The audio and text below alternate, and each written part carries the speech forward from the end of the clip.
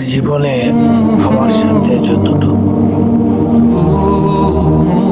কষ্ট মানুষ আমাকে দিয়েছে, এখনো আমি কষ্ট এখনো পাচ্ছি, এখনো আমি কষ্ট পাচ্ছি। এতটা কষ্টের মাঝে আছি আমি নিজে জানি না।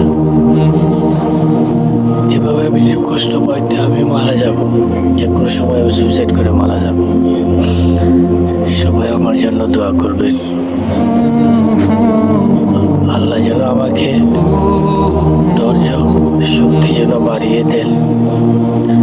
যতই কষ্ট, যতই বিপদ বাধা আসুক, আল্লাহ যেন পরীক্ষাতে যেন পাশ করে।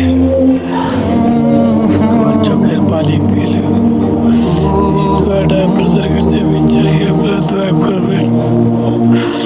আমি একটা কথা বলি আপনাদের, আমার মা বাপ রেখে পরে